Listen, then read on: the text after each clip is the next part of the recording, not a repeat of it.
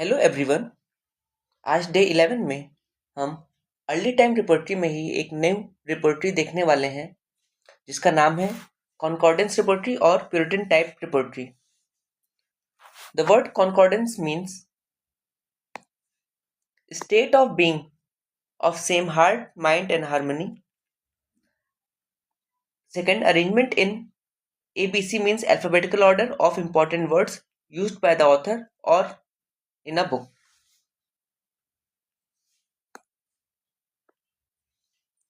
Word was first used in homeopathic literature by Boenninghausen in the earlier editions of पीटीपीपी।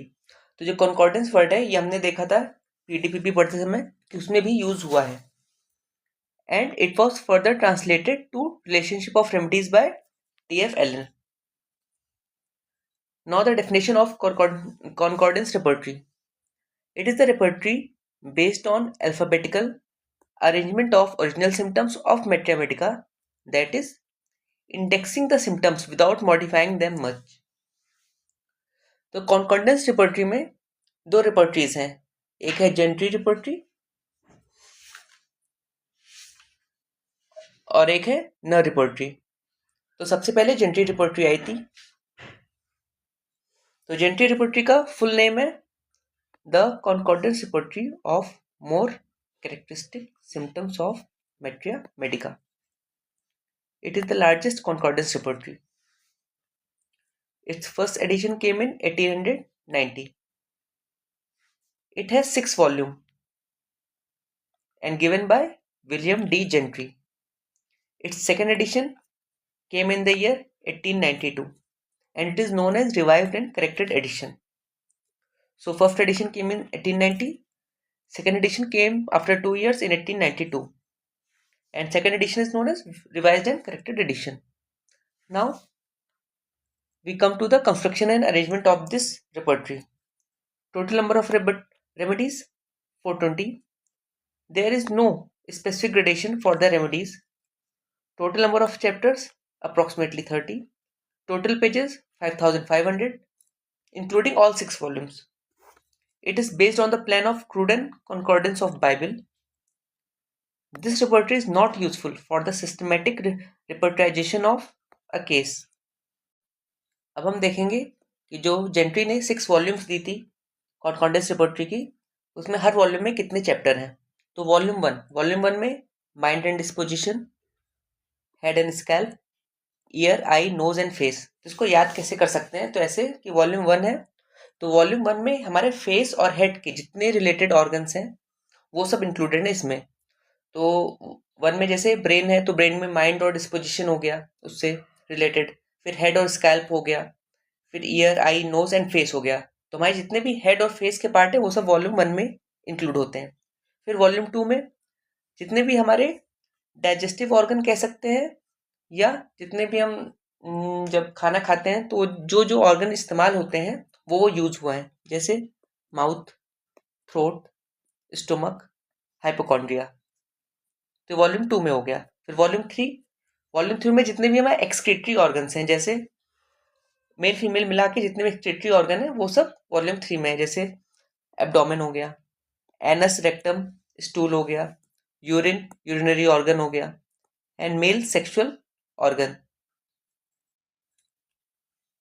उसके बाद volume 6 में क्या है, जितने भी फीमेल से रिलेटेड ऑर्गन्स हैं या उनसे फंक्शंस हैं वो सब वॉल्यूम 4 में रखा गया है, जैसे uterus and appendages, menstruation and discharge, pregnancy and parturition, lactation and mammary glands.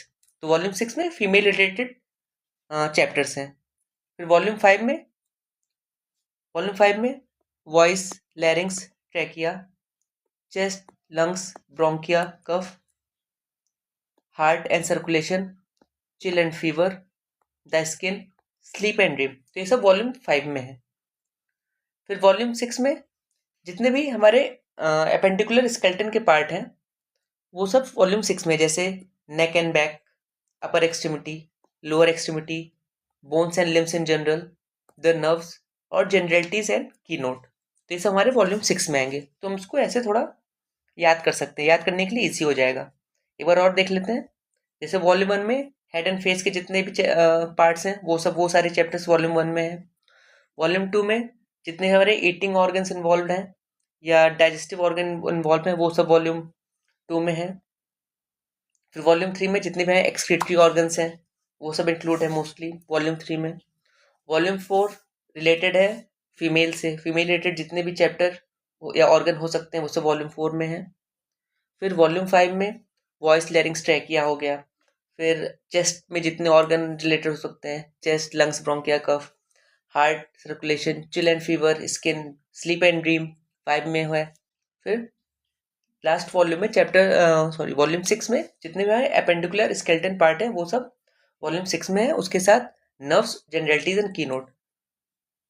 तो ये हमने देख लिया कॉन्कॉर्डेंस रिपोर्टरी बाय जेंट्री। हम इसके एक बार बुक देख लेते हैं वो कैसी दिखती है एक्चुअल में।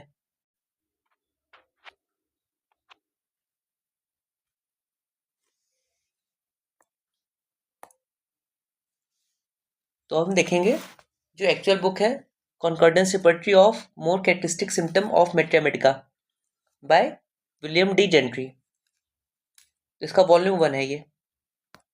फिर इसमें क्या है,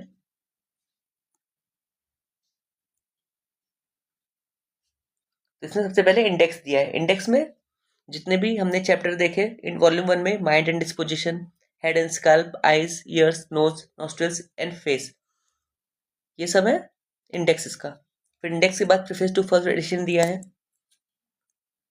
जिसको लिखा है विलियम डी जेंट्री ने, और प्लेस क्या थी, शिकागो में लिखा है, ईयर 1890 में। सेकेंड एडिशन इसका आया था 1892 में, वो भी शिकागो में ही लिखा है, उसका भी preface by William D gentry. उसके बाद लिस्ट ऑफ एब्रिविएशंस है जो बुक में यूज हुई है। फिर उसके बाद आता है इसका repertory part, the mind and disposition, पहला चैप्टर। इसमें रूब्रिक्स जितने भी हैं सब लेफ्ट साइडेड में लिखे हैं और जो चैप्टर का नाम है वो सेंटर में लिखा हुआ है।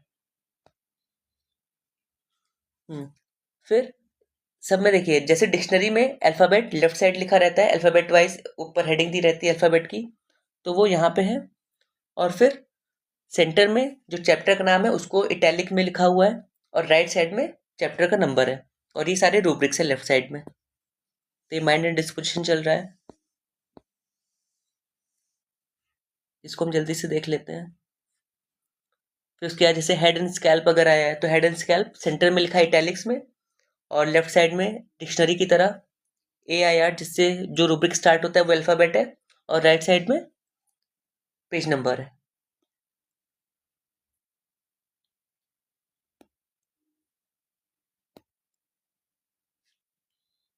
फिर जैसे द आइज चैप्टर आ गया, सेम चीज हर चैप्टर में फॉलो किया है।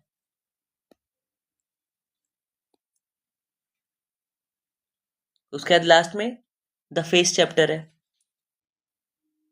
द फेस इसका लास्ट चैप्टर है, उसके बाद एंड है, उसके बाद वॉल्यूम 2 शुरू होगा। तो ये हमने देख लिया कि एक्चुअल में जेंट्री रिपोर्टरी कैसे दिखती है। Thank you, please like, share and subscribe the channel, and please comment to give your views on the video, and stay tuned to watch such more videos in preparation of AIPGT